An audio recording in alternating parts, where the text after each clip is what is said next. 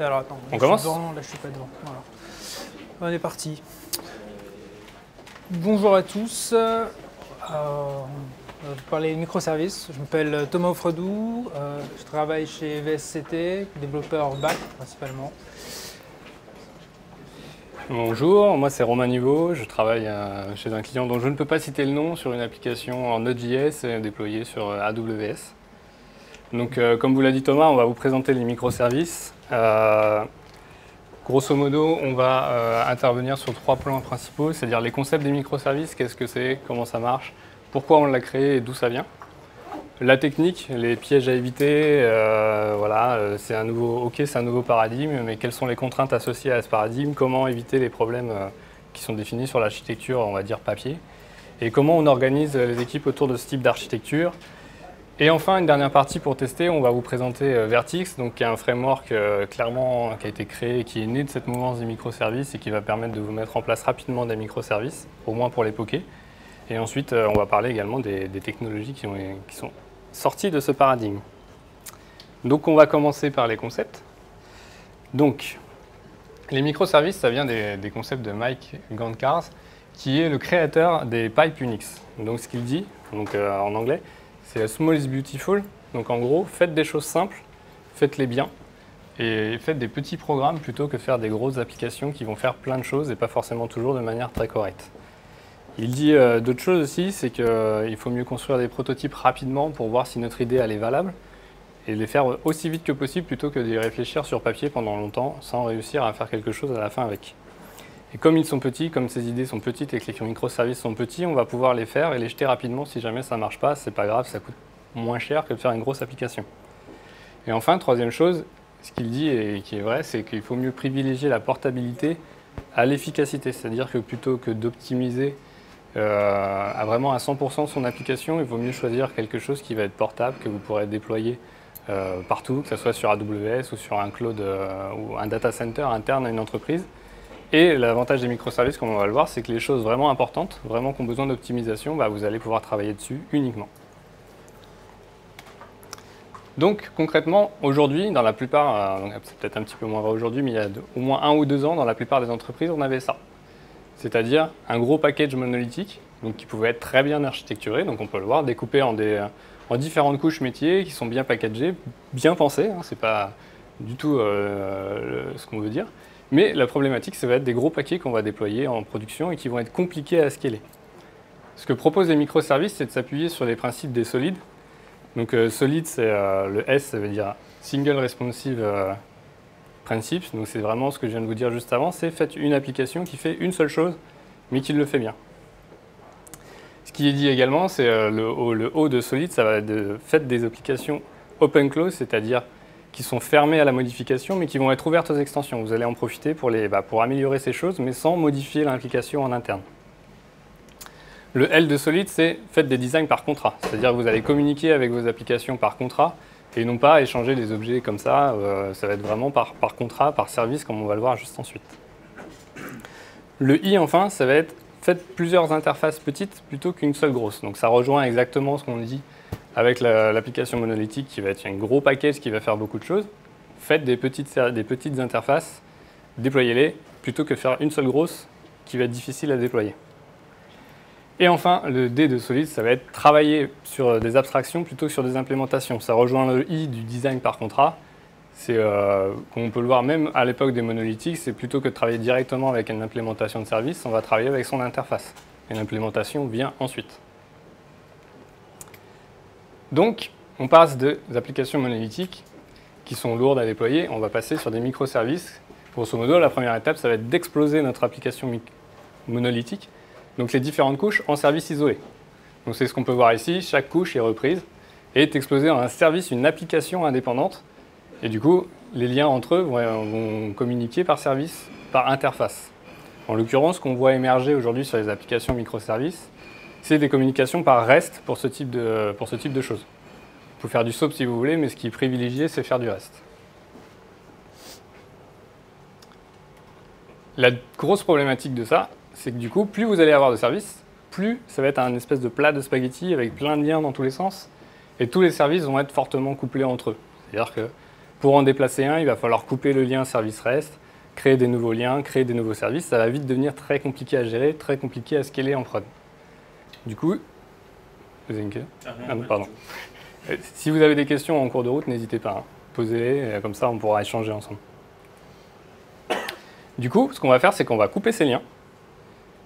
Et ce qui émerge aujourd'hui, c'est vraiment les systèmes de bus de messages. C'est-à-dire qu'avant, on avait des liens entre les services qui communiquaient ensemble. On va couper ces liens et mettre un bus entre eux. Et ce qui va se passer, c'est que chaque service va émettre des messages dans ce bus. Et le seul point d'entrée qu'on va connaître, c'est le bus de messages. Ce qui va vous permettre de supprimer des services rapidement ou de les scaler facilement, puisque de toute façon, les autres services ne voient pas le service vert, ne voient pas les services blancs. Et inversement. Donc si vous voulez faire 2 instances de service vert, bah vous pouvez le faire et ça sera transparent à travers le bus de messages.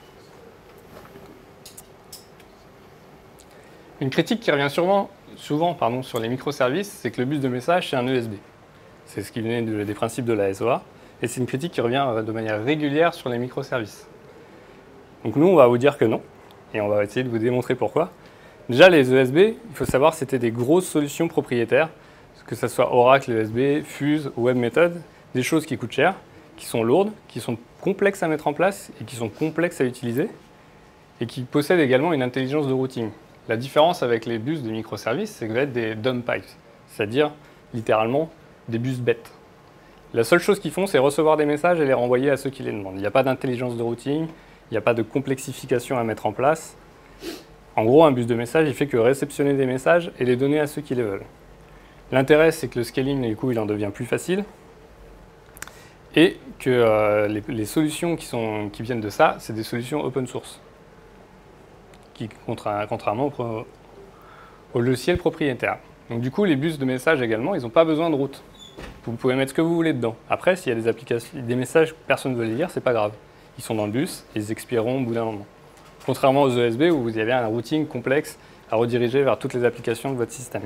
Ce qui en faisait un espèce de goulot d'étranglement du système.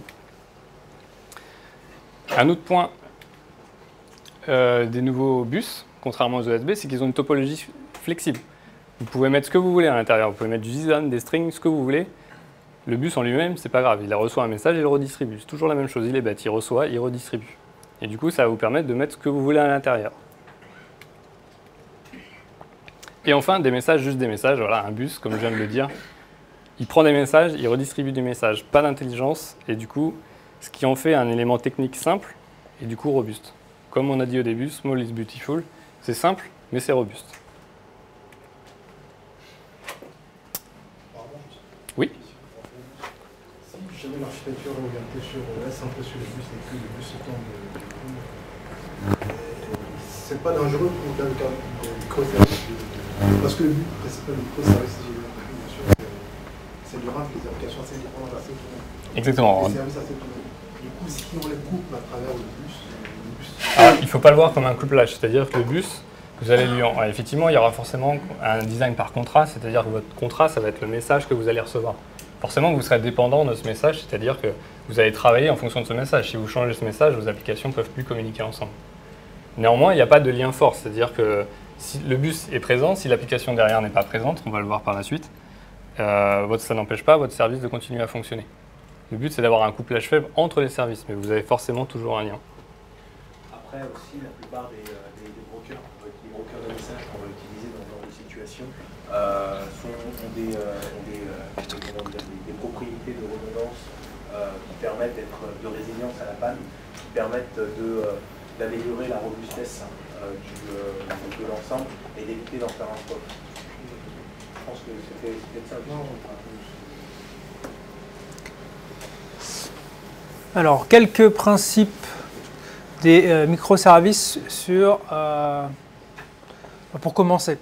Alors, les bases de données, c'est comme les brosses à dents, ça ne se prête pas. Comprendre par là qu'on ne va pas mutualiser les bases de données.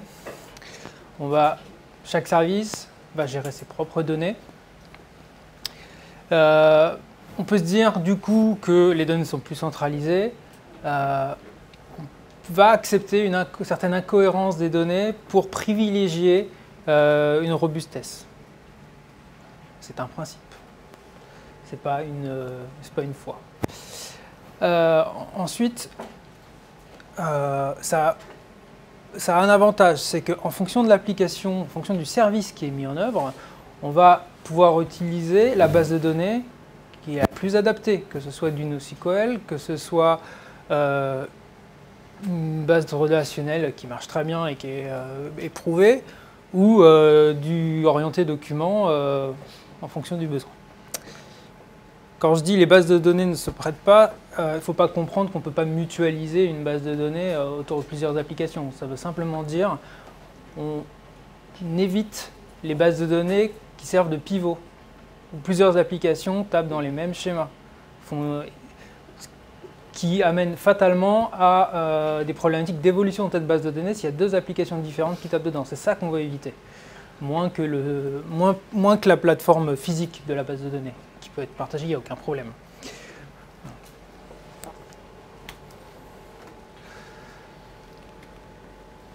Maintenir un couplage faible, donc on l'a vu.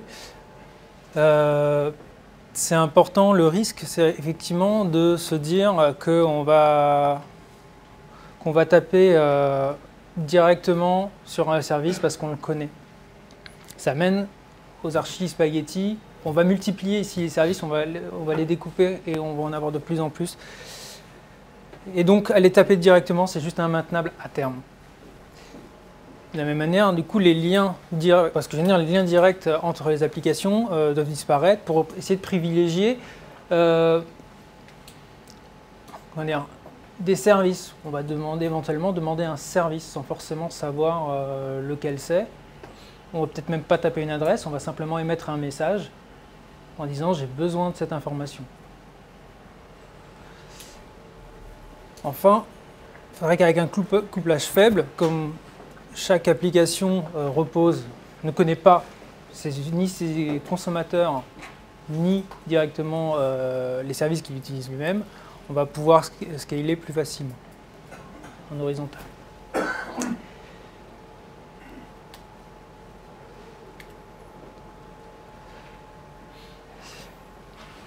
Un des premiers avantages qui est mis en avant dans les microservices quand on commence à aborder le sujet, c'est de dire c'est super, ça doit être très court, ça doit faire une chose, ça doit le faire bien.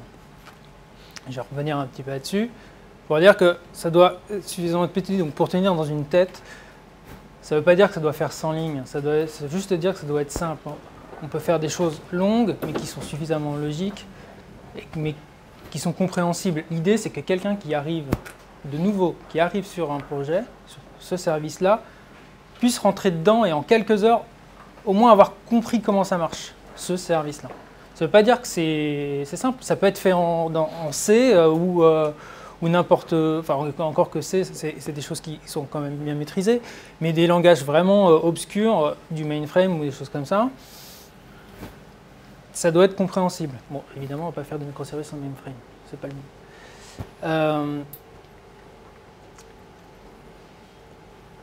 Un piège, pardon, je vais revenir dessus. Donc c'est pas très grave. Donc un des pièges, ce serait de se dire je veux faire quelque chose de très petit. On m'a dit que c'était 100 lignes max, je vais faire 100 lignes max. Non, c'est pas ça. Faire un nanoservice, c'est contre-productif. Des coups de trop découplés, c'est contre-productif. Voilà. J'ai une question par rapport au couplage faible. Donc on a un couplage faible, on passe par un bus. Oui, principalement. C'est pas une règle, hein. C'est effectivement par contre ce qui émerge globalement des archives qu'on met en place. Donc de ce fait-là, en fait, le fait d'envoyer des événements, donc on passe en modèle push. Ça veut dire que si on reste sur ce modèle-là, je ne peux pas avoir un service qui demande à un autre service en pool une information. Si. Qui push un message et que le message, l'autre service le consomme, renvoie un autre message. On va privilégier l'asynchrone. Ouais. Après, maintenant, même en asynchrone, on peut imaginer des bloqueurs qui attendent. Après, il est possible aussi de jumeler les deux. C'est-à-dire qu'aujourd'hui, si vous avez une application monolithique qui communique entre elles par service, vous pouvez la découper, commencer par du REST et au fur et à mesure passer sur du bus. L'intérêt des microservices, c'est justement de décongestionner ces gros blocs petit à petit. Vous créez une nouvelle fonctionnalité, plutôt que de l'insérer dans votre gros package, vous la faites à côté et elle communique en REST avec le reste. C'était pas voulu celui-là. Et du coup, ça va vous permettre de faire évoluer votre système au fur et à mesure. Et effectivement, comme dit Thomas, le bus de message, c'est vraiment un truc qui émerge de ces services. Quand même. Là, on parle de principe, on est sur une page blanche. Mais effectivement, quand on reprend un existant, c'est quand même le but du microservice, c'est de repartir d'un existant. On va migrer petit à petit nos services. Donc quelque chose qui était appelé directement en REST sur l'application monolithique, mais qui représentait une partie de ce qui était proposé. On va peut-être reprendre l'API telle qu'elle, la déplacer sur un service à part, et puis rediriger peut-être tout bêtement les flux qui allaient vers l'application historique pour la rediriger vers le nouveau service. On garde le contrat, on a déplacé cette partie-là, par exemple. Et là, on ne s'est pas servi de bus. Il faut aussi adapter, bon là, c'est des principes encore, il faut adapter aussi ces besoins. Il n'y a pas encore de règles et il n'y en aura pas. Enfin, si vous partez d'une feuille blanche, effectivement, partez sur un bus. Maintenant, dans les... Juste pour revenir sur le bus, en fait, ça crée pas de problème de latence, les bus? Ah bah vous êtes sur un système asynchrone. Il faut penser que voilà, on va passer sur un système asynchrone et donc vous n'êtes pas sûr du temps de réponse. C'est le principe. Déjà, la latence réseau, la latence de traitement, elle existe. Maintenant, les produits qu'on va utiliser, leur latence, ça va pas être significatif. Ça va pas être le goulot d'étranglement aujourd'hui. Je ne dis pas que dans 5 ans, si on généralise ce type d'architecture-là, on ne va pas rencontrer de nouveaux problèmes. On aura peut-être de nouvelles solutions. Les appels réseau quand même. Oui, les appels réseau coûtent. C'est pas... effectivement, faire des appels, mettre en place ce genre de choses sur du cloud multi-data center et multi-zone, c'est pas forcément une bonne idée. Maintenant, là, on est sur une architecture qui est maîtrisée et donc on va essayer de limiter les impacts réseau. Les bus, on ne va pas forcément leur demander de passer différentes zones. On va peut-être se limiter à une zone et puis on va avoir des passerelles pour faire transiter les messages vers d'autres sous-bus, entre guillemets. Donc on peut établir une hiérarchie comme ça de bus vers un bus central qui est dédié à tout recevoir avec des sous-bus qui sont peut-être dédiés à des choses, à rediviser comme ça. Je vais rajouter un point, c'est que du coup les messages que vous faites transiter, c'est pas des playloads de SOAP qui font des mégas qui pouvaient arriver avant. Ça peut être normalement des petits messages et ensuite vous allez les chercher les données ailleurs. C'est pas... quand vous faites un appel SOAP, vous allez envoyer des gros pâtés de XML et récupérer des gros pâtés de XML. Là, on va plutôt privilégier du JSON qui va être plus léger, des messages un peu plus légers. C'est pour ça que c'est important de partir sur des outils de transport, donc les bus, qui soient le plus simple possible parce qu'ils vont être du coup le plus légers possible. Et on va essayer d'adresser ces problématiques-là. Donc on va avoir peut-être plus de messages, mais ils seront plus petits. Voilà. Et les bus eux-mêmes peuvent se scale. Mais après, ça ne règle pas le problème du réseau. Service qui meurt, on doit le faire vite et fort. On a plein de services, il est hors de question d'aller vérifier à la main leur état. On parle effectivement donc de ferme de service. C'est à eux de prévenir de leur état. Évidemment, un service qui crache ne va pas le dire, mais il y a d'autres mécanismes. Par contre, un service qui ne va pas bien, parce qu'il ne peut pas communiquer correctement, parce qu'il y a trop de CPU, c'est à lui de le remonter. C'est à lui d'émettre ses propres métriques. C'est à lui de dire à la supervision comment il va.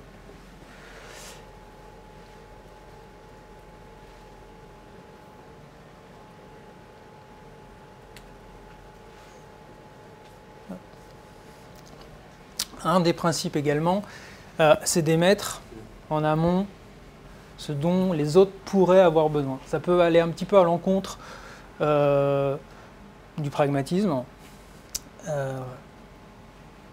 mais c'est pas possible de maîtriser l'ensemble de la galaxie de services qui va arriver dans le système. Donc, une approche, c'est de dire que on émet ce qui est intéressant. Ça peut être des métriques, ça peut être des informations business, ça peut être simplement des événements.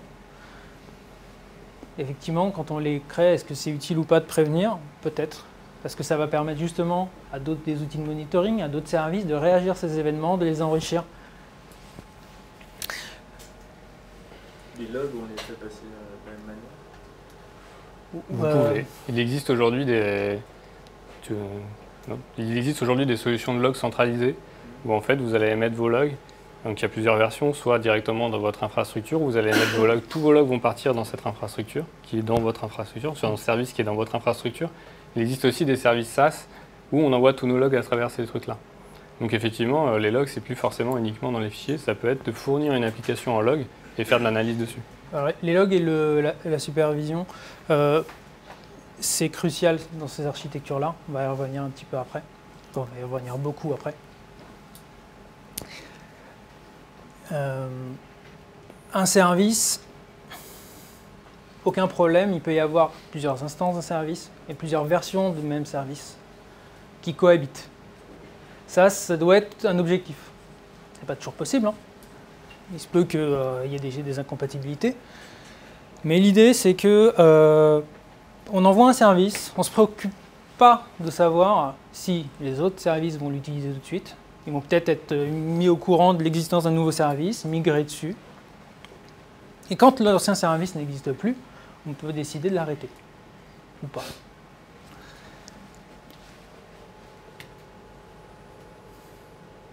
Ce qui laisse beaucoup de souplesse également, parce qu'on peut très bien envoyer un service, les deux versions cohabitent, on peut vérifier que tout fonctionne avec de l'A/B testing. Certains services commencent à migrer dessus, on se rend compte que tout va bien, on envoie le reste. On n'a pas de rupture, on n'a pas. De toute façon, c'est le cycle normal de vie de nos services, donc pas de problème. L'application supplantée par le système, effectivement, notre application elle fait, je sais pas, 1000 lignes de code, elle tient dans la tête. C'est plus ça notre métier, enfin le système global. Donc ça va vraiment être le système composé d'un ensemble de services. Et la compréhension doit vraiment se faire au niveau du système. Il ne s'agit plus de maîtriser simplement sa propre application.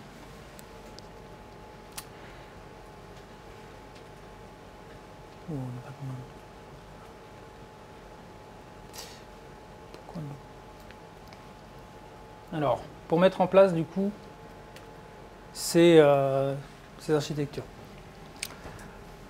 Quelques pièges. On vient de parler du monitoring, je vais inciter dessus. Il est hors de question de ne pas en mettre. Au-delà de ça, il faut absolument l'avoir anticipé. Il faut avoir une solution forte de monitoring et de supervision. Juste vérifier que nos services sont disponibles.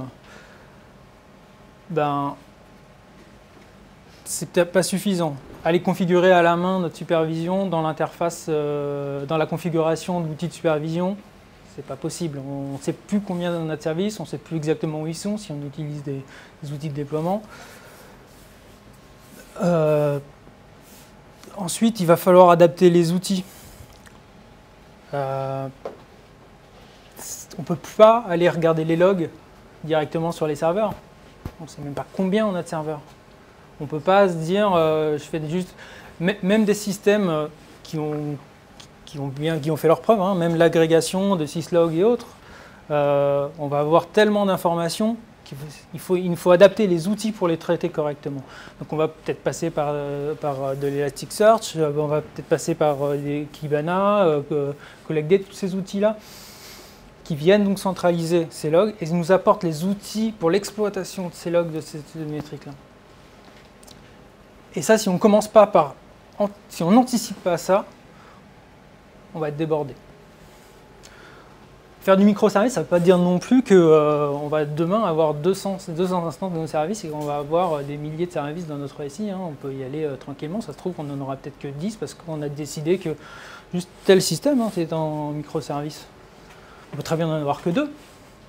Simplement, c'est peut-être 2 services qu'on va répliquer 20 fois parce qu'on a besoin de pouvoir scaler. C'est un use case qui est tout à fait valable. Les nanoservices, donc on l'a vu, éviter de trop découper ces services. On va également éviter, va surtout éviter d'en avoir trop et surtout pour rien. Il s'agit pas de pardon, de faire ça le plus petit possible.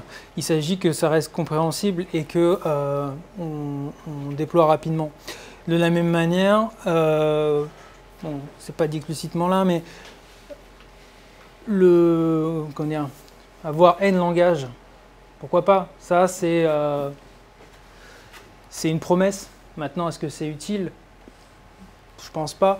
Autant avoir adapter les langages utilisés aux besoins et surtout qu'ils soient bien maîtrisés. Donc avoir 15 langages avec aller tester des versions bêta de choses qui vont évoluer énormément dans le temps, je pense que c'est pas un bon parti. Adapter les outils. Déploiement long, effectivement. L'idée c'est... Ah, pardon, c'est bon. À propos des nouveaux services, quelle serait alors la bonne échelle? Comment déterminer La bonne échelle, il n'y en a pas. La bonne échelle que je mettrais à titre personnel, c'est à partir du moment où tu es capable en quelques heures de rentrer dans ton service, de le comprendre, de le modifier et de le relivrer. Parce qu'il y a des théoriciens, de prendre le cas de Martin Fowler. Bon, bref, ils orientent plus ces gens vers le délégué pour découper leur service. Il y a d'autres qui disent non, pourquoi ne pas passer par des use cases? Je ne sais pas si vous avez déjà eu affaire à ce genre de problème. Alors je suis désolé, je n'ai pas entendu le début de la phrase.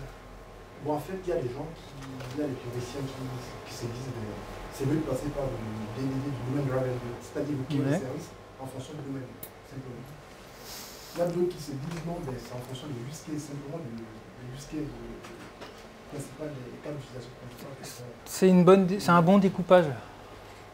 Effectivement, que ce soit par domaine. Moi, j'en ai pas, je peux pas vous dire c'est comme ça qu'il faut le faire. En fait, le microservice va être peut-être l'outil. Si on a décidé, on peut faire du DDD en microservice. Peut-être que, c'est pas incompatible.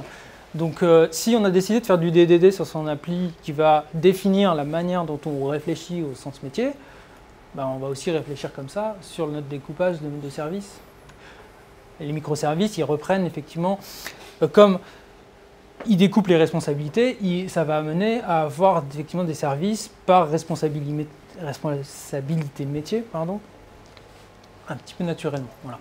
La bonne taille, pour moi, c'est celle qu'on est encore capable de comprendre. Il ne s'agit pas de faire 100 lignes de code et dire c'est un microservice. Pour moi, c'est trop petit. Et si c'est fait le microservice, le but, c'est pas de le faire en une journée, de dire je suis en prod. On n'est pas à une journée près. Autant que ce soit bien fait. Ouais. Moi, c'est une question qui est un peu similaire, dans le sens où on parle beaucoup de TDD, l'architecture émergente, etc. Et j'ai l'impression que quand on part en microservice, il faut justement avoir une idée claire à l'avance de tout ce qu'on va avoir comme concept d'interface.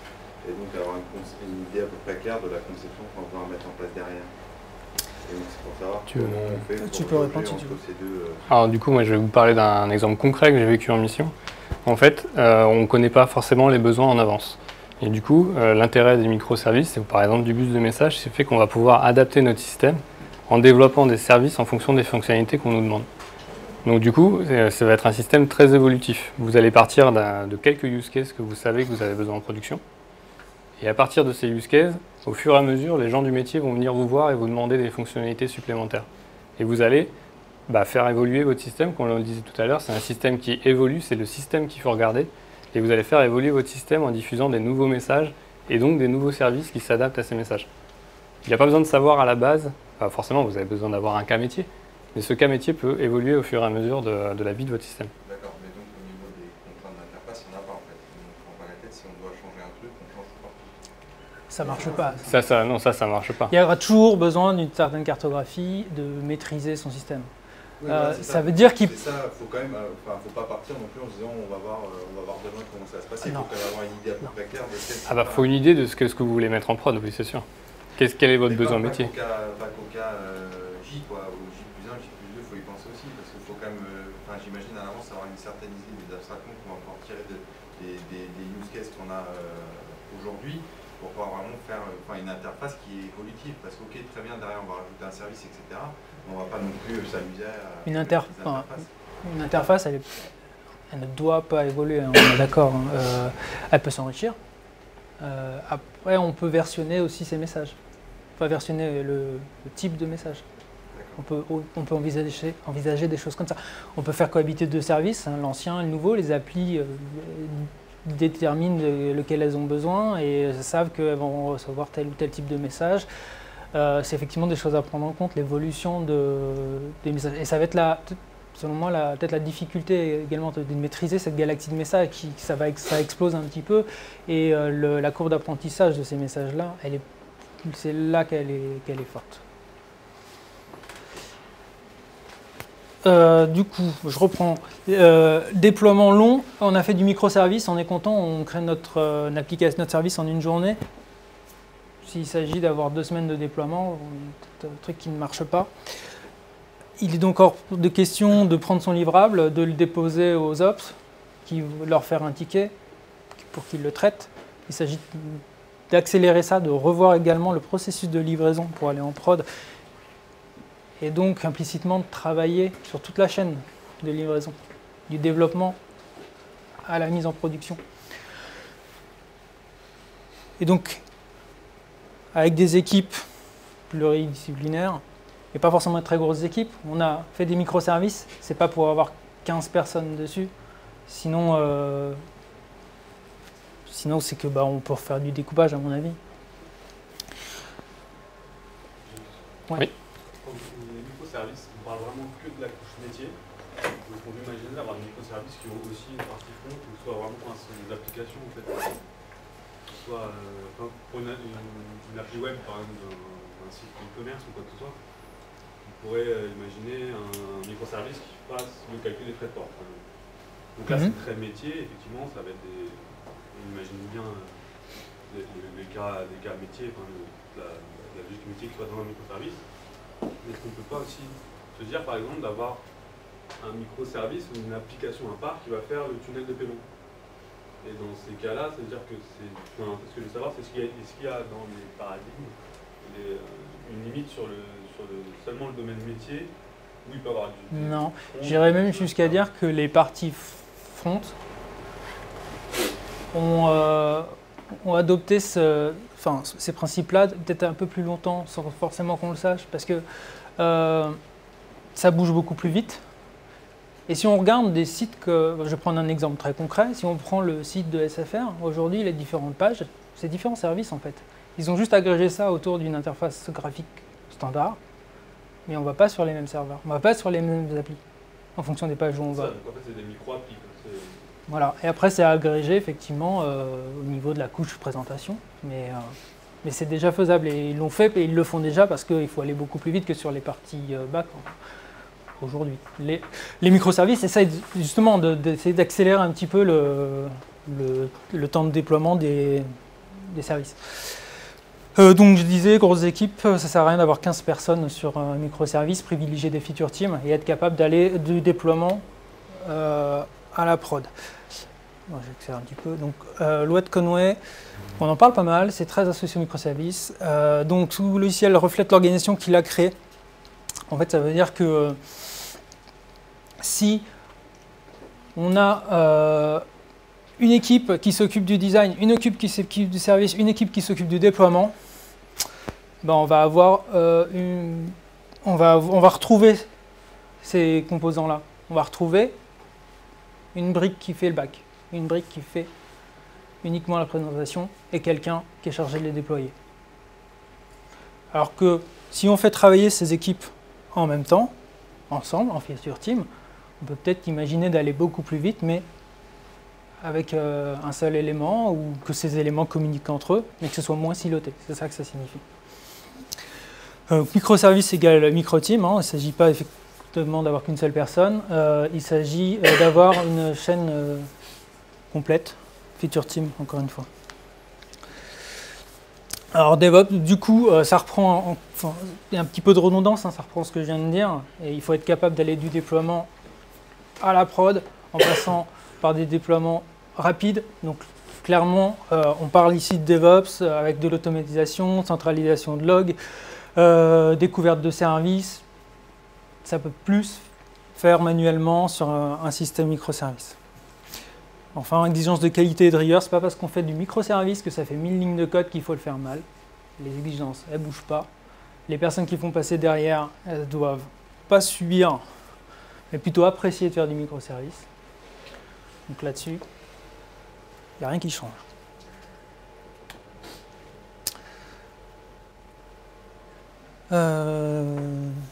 J'ai zappé quelque chose, je crois.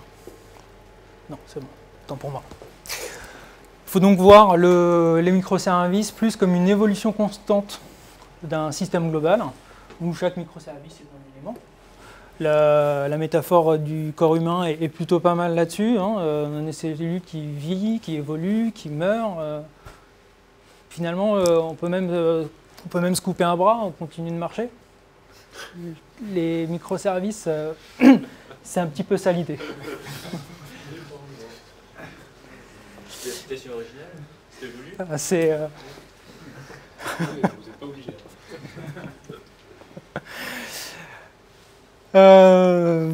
Voilà, pardon. Donc du coup, c'est à partir du principe que c'est dynamique, que bon, la répétition un petit peu, déploiement continu. C'est complexe. On parlait tout à l'heure de supervision. L'idée ici, c'est de dire, on va pas pouvoir tout maîtriser. On va peut-être et d'aller vite. On va peut-être pas pouvoir faire tous les tests qu'on a besoin parce que si on a un microservice et que tout l'effort de... Je ne suis pas en train de dire qu'il ne faut pas en faire. Hein. Tout l'effort de souplesse et donc de rapidité de mise en prod passe par des fois des cas complexes de test parce qu'on est sur des choses du découplage, sur des services asynchrones, on ne maîtrise pas les autres services. Et ça devient des fois compliqué de tester en avance de manière exhaustive, sans tout bouchonner. Et donc, l'idée pourrait être de, finalement, surveiller des valeurs business, à quoi il sert notre système dans son ensemble. Si c'est de faire de la vente en ligne, on peut regarder le nombre de ventes. Est-ce que ça passe mieux quand je déploie? Est-ce qu'il y a un problème? Est-ce que mes indicateurs métiers qui me ramènent de l'argent sont bons? Ça va avoir également on va rentrer dans un cercle vertueux, à savoir que si on voit la courbe monter, on va vouloir continuer de la faire monter et d'améliorer sans cesse ces résultats-là. Les résultats de notre système. Après, on n'est pas responsable non plus des ventes en ligne, mais... Donc c'est ce que je disais, Indicator Driven Development. C'est de se baser sur des indicateurs métiers, plus que finalement de savoir si le service est up ou pas. C'est le système global qui nous intéresse. Une courbe d'apprentissage, c'est effectivement, on a énormément de messages. Quelqu'un qui arrive va être capable de maîtriser un service assez rapidement. Par contre, il va avoir un effort, ça va contrebalancer par le fait qu'il y a beaucoup d'échanges à maîtriser, des échanges asynchrones pour la plupart. Autant de messages. Et c'est là que la difficulté. Du coup, on va continuer donc justement comment on peut tester les microservices, quels sont les outils qui ont émergé. Donc on va passer sur Vertix. Donc comme je vous l'ai dit en introduction, Vertix c'est un framework qui a émergé vraiment de ce système de microservices et qui va vous permettre de mettre en place rapidement des POC de microservices. Donc ça rejoint l'idée du départ. Quand vous avez une idée, poquez-la, mettez-la en prod, regardez ce que ça donne et puis on peut après ensuite revenir dessus et la faire évoluer, la rendre plus robuste, des choses comme ça. Donc Vertix, c'est un framework qui est aujourd'hui en version 2.x en production, qui est vraiment la release actuellement en production. C'est asynchrone par design, c'est-à-dire, ça revient à ce qu'on disait tout à l'heure avec les messages et à ta question, c'est on va envoyer des messages, on va répondre par message et tout ça, ça se passe de manière asynchrone. Ça, dans Vertix, c'est par défaut. Par défaut, Vertix est livré avec un bus de messages qui va vous permettre de communiquer même entre vos instances de Vertix. Je vais revenir dessus juste après. Vertix, c'est polyglotte, c'est-à-dire aujourd'hui, il est fourni en Java, il est fourni en JavaScript, il est fourni en Scala, en plein de langages. Ça rejoint ce que disait Totona tout à l'heure, on peut développer dans plusieurs langages dans les systèmes microservices. Alors, on n'est pas obligé d'en faire 15, mais on peut partir sur du Java et du JavaScript, c'est plutôt un mariage qui marche plutôt bien. Vertix, comme je vous l'ai dit, vient avec un bus de messages, mais il vient également avec des outils comme un serveur de WebSocket, des connecteurs HTTP, vient avec un ensemble d'outils qui va vous permettre de poker rapidement vos idées. et également de les mettre en prod et de les rendre plus robustes par la suite. Enfin, dans la version 2, et je reviendrai dessus pour la version 3, la structure elle est modulaire et en mode script. Donc vous ne compilez pas votre classe, vous fournissez votre fichier Java à Vertix et c'est lui qui va la compiler au runtime, par exemple. Et les bus de messages se font en communiquant par JSON, c'est vraiment le format qui émerge des microservices, c'est vraiment le JSON. Vertix, il est développé autour du concept de vertical. Qu'est-ce que c'est un vertical? On pourrait voir ça comme un atome de Vertix. C'est vraiment l'élément le plus petit à l'intérieur de Vertix. Et un vertical, il est assuré de jamais être exécuté par plus d'un thread en même temps. Dans un environnement multithreadé, c'est très important. Comme ça, vous êtes sûr que vous êtes tout seul à l'intérieur de votre vertical. L'inconvénient de ça, c'est que du coup, votre vertical, pour communiquer avec le reste de votre Vertix, communique à travers le bus de messages qui est fourni par Vertix. Ce qui est intéressant avec Vertix, c'est que vous pouvez scaler ça à travers Hazelcast, qui est fourni par défaut avec Vertix, et du coup déployer vos verticals sur plusieurs instances de machines. Vous pouvez avoir une instance de machine avec plusieurs verticals qui communiquent ensemble par bus, mais également les déployer sur plusieurs instances de machines, et du coup ça scale assez facilement et assez rapidement. Un autre point important des verticals, c'est qu'ils doivent être non bloquants. C'est un petit peu comme Node.js, quand vous bloquez dans Node.js, vous bloquez tout votre node.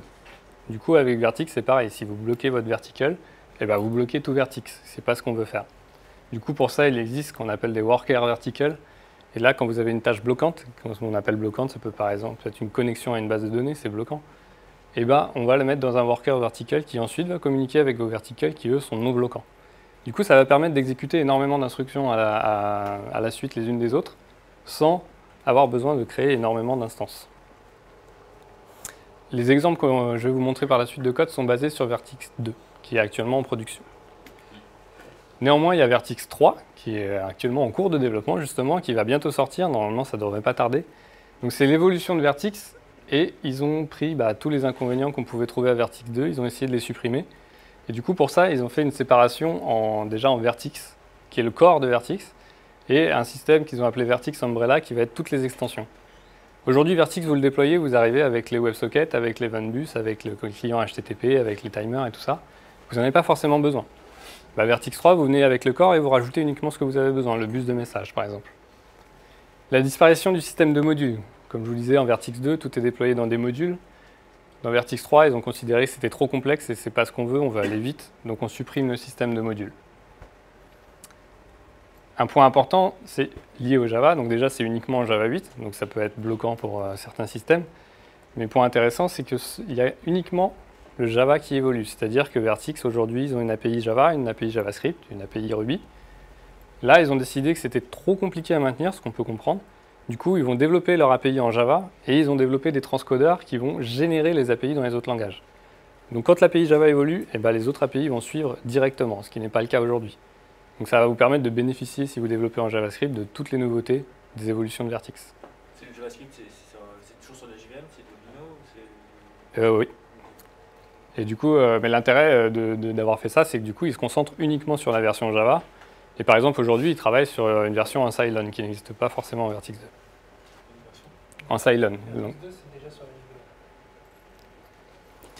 Et enfin, ils ont fait une réécriture complète du client HTTP qui, ils ont décidé que ce n'était pas forcément très positif ce qu'ils avaient dans la version 2. Ils l'ont réécrit entièrement et apparemment avec des meilleures performances. Alors là, c'est un petit schéma. Donc, il y a quelques mois, au mois de janvier, on a présenté un tech event justement sur les microservices autour de Vertix. Et je voulais juste vous présenter ce schéma pour vous montrer qu'est-ce que peut être un vrai système microservice. Donc c'est un jeu, le but c'était de créer ces petites factories, qu'on a appelées factories. Et le but c'était de voir comment communiquer l'ensemble des messages. Les exemples de code que je vais vous montrer sont basés là-dessus. Et ça, c'est un vrai système microservice. En gros, ici, vous avez un store qui veut acheter des bières. Et pour faire des bières, il faut du houblon. Et du coup, l'ensemble du système communique par message. Le store demande à la factory des bières, qui va les demander à la ferme du houblon. Et l'ensemble communique par message. Donc c'est un jeu, c'est pour ça que c'est des trucs un petit peu particuliers. Mais ça me remontre bien le système des microservices. Ici, vous avez 3 types d'instances et une 4e qui est la banque. Et l'ensemble communique par message. Du coup, ce qui va vous permettre de déployer autant de fermes que vous avez besoin pour produire la bière que vous avez nécessaire. Donc, vous pouvez retrouver tout le code que je vais vous présenter sur le GitHub suivant. Et où vous avez l'ensemble des codes et vous pouvez redémarrer l'ensemble si vous avez besoin. Enfin, si vous voulez tester. Donc, Vertix, comment ça marche?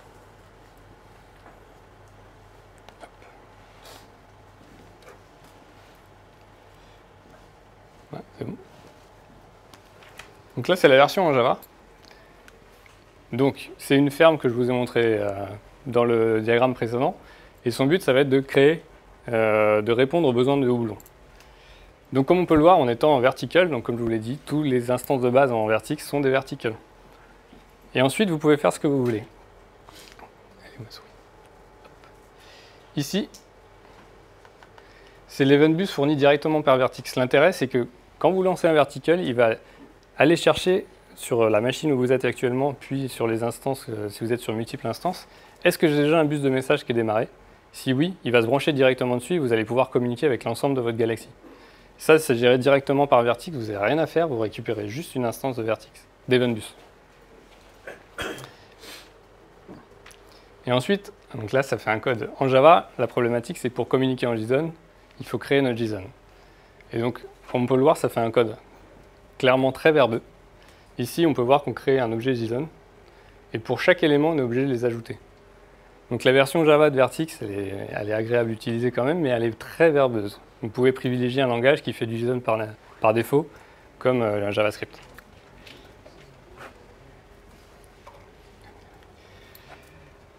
Du coup, qu'est-ce qu'on fait ici? En fait, on va créer des messages et on va les envoyer à travers notre bus de message.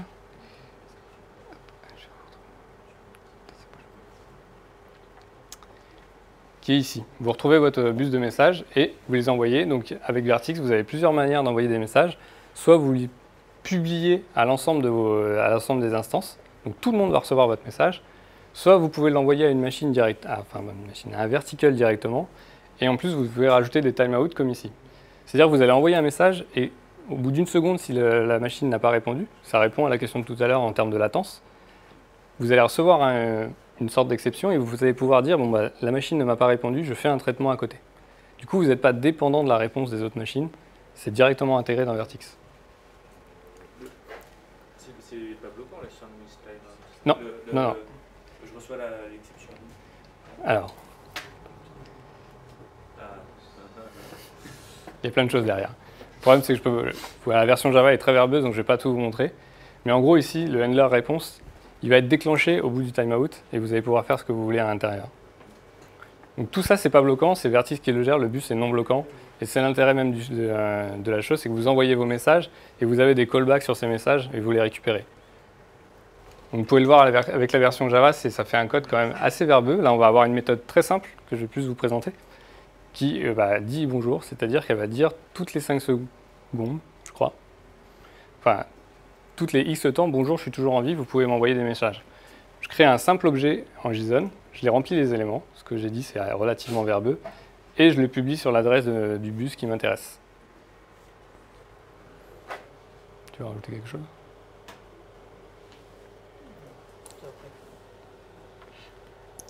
Du coup, je vais juste en profiter pour vous montrer une autre version un peu plus agréable, qui est en JavaScript, qui fait plus de choses, mais de manière beaucoup plus concise. Déjà, on bénéficie, là par exemple, directement du fait que les JSON en JavaScript, c'est naturel. Bon, là, ici, on a un message complet en JSON qui prenait 20 lignes en Java. Ici, c'est natif. Et donc, du coup, on retrouve les mêmes éléments. Vertex Event Bus, on récupère l'instance de bus. Toutes les API, quels que soient les langages, se ressemblent. Et du coup, ça vous permet, vous n'avez pas besoin de vous adapter au langage. L'API est faite pour ça. Là, typiquement, on va envoyer un message périodique. C'est le message hello, comme je disais, toutes les 5 secondes. On envoie un message pour dire que j'existe. On dit simplement à Vertex, toutes les 5 secondes, rejoue-moi ce message.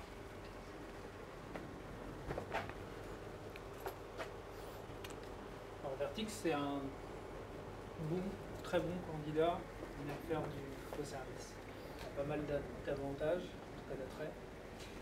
Il est non bloquant, il est single threadé, on peut discuter.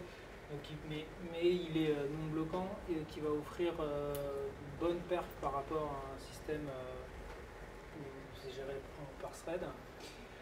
Le fait qu'il soit polyglotte, je trouve que c'est intéressant, mais quand on a déjà des code styles, c'est pas forcément le facteur le plus intéressant. Il embarque par défaut du Hazelcast, on peut changer le bus sous-jacent. On peut mettre du Kafka, on peut mettre des MQP.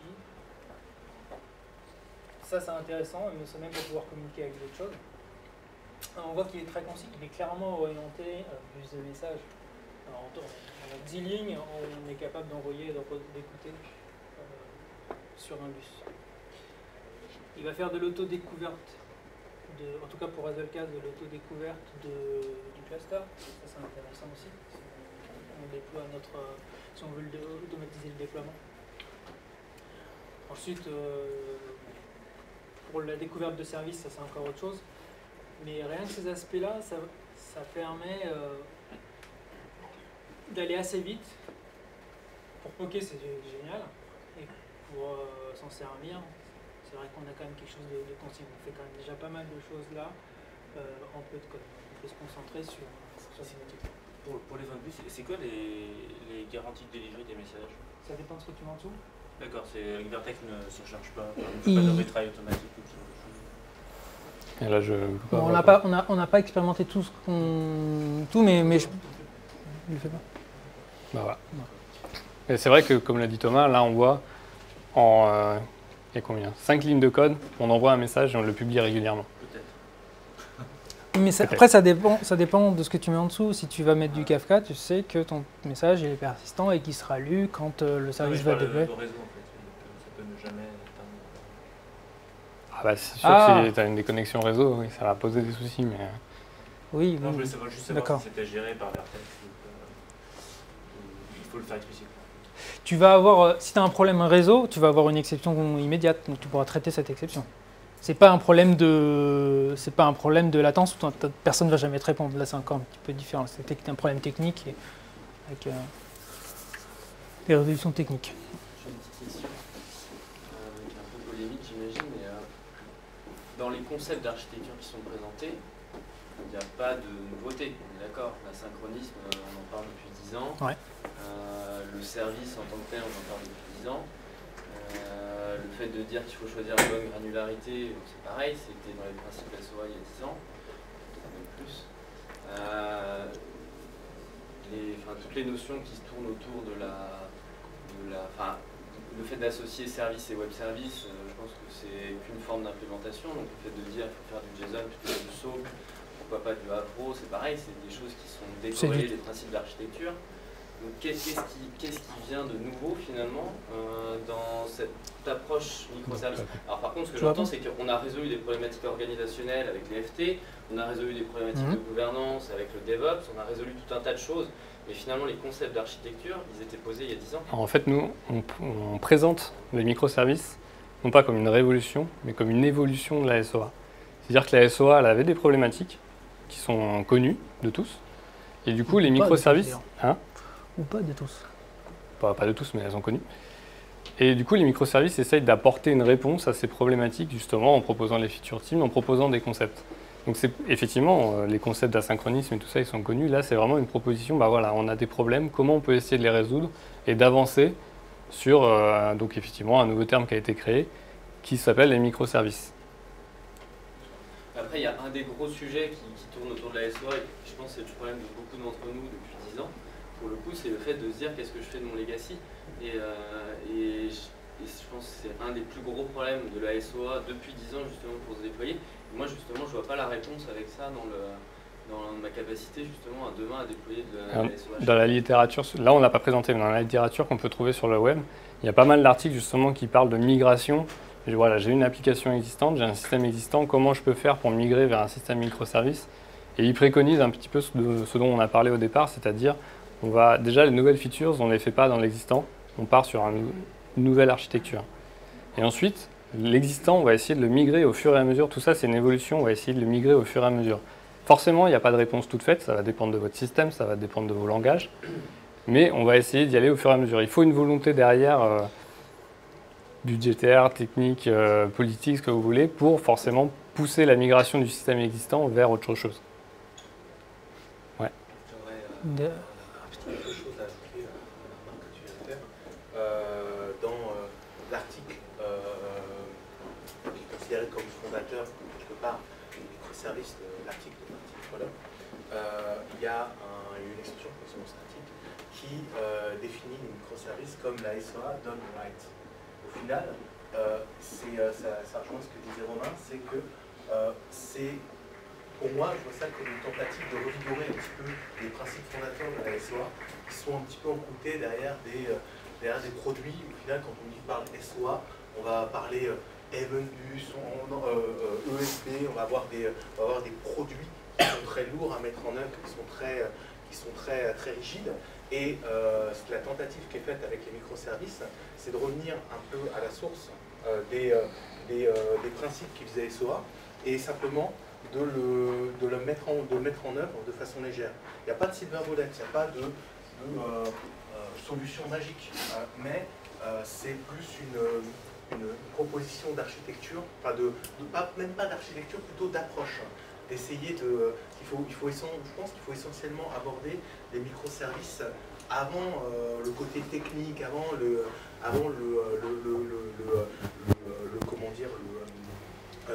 parler de... on va partir sur des interfaces REST, on va partir sur un système de bus. C'est vraiment pour moi, ce qui est important, c'est vraiment ce que ça implique au niveau organisation derrière. Je pense que c'est essentiellement ça, le microservice. Je rajoute juste une chose et on termine. C'est du coup, aujourd'hui aussi, on voit plein d'outils émerger, plein de nouveaux outils qui n'existaient pas avant émerger pour faciliter la mise en place de ces microservices. Typiquement, Vertix, c'est un framework léger qui va vous permettre de tester, de voir que ça fonctionne et de pouvoir aller en prod avec des petites choses et évoluer au fur et à mesure. Les nouveaux bus que sont RabbitMQ, Kafka, les choses comme ça, n'existaient pas avant. Ils sont énormément plus légers que ce qui existait et du coup, on vous permet également d'aller dans cette direction. Donc c'est vraiment une démarche évolutive et pour migrer au fur et à mesure. Ça ne se fera pas d'un claquement de doigts sur un système existant, ça c'est sûr. Voilà. Merci à tous.